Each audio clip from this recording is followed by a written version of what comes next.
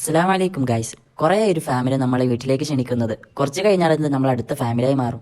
പെങ്ങളെ വീടും അവിടെ അടുത്തായാണ് വരുന്നത്. അളിയാൻ്റെയൊക്കെയാണ് പോകുന്നത്. വൈകുന്നേരം അങ്ങനെ വീട് വിട്ടിറങ്ങി. എയ്യക്ക് സുഖമില്ലായിരുന്നു. എവിടെയും പോകണമെന്ന് പറഞ്ഞാല് നമ്മളെക്കാൾ മുമ്പ് അവൻ ഒരുങ്ങിയിട്ടുണ്ടാവും. കാറിലായിരുന്നു യാത്ര.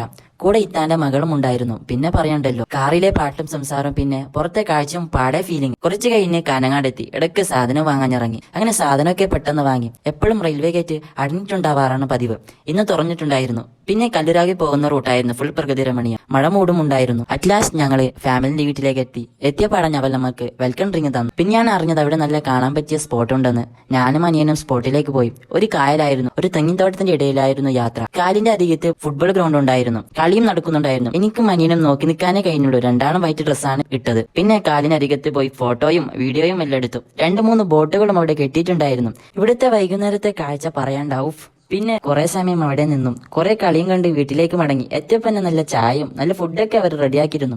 നല്ലവണ്ണം ആൾക്കാരെ സ്വീകരിക്കുന്നവരാണ് ഐത്തലക്കാർ. എന്നല്ല, കാനങ്ങാട്ടുകാർ തന്നെ അധികം ഇങ്ങനെയാണ്. രാത്രി കുറെ വൈകുന്നതിന് മുമ്പ് അവരോട് പറഞ്ഞ് നമ്മൾ വന്നു. പിന്നെ നാട്ടിലേക്ക് തിരിച്ചു. വീട്ടിലേക്ക് എത്തുമ്പോൾ ഒരു 10 മണിയായിരുന്നു. എന്നാ ശരി.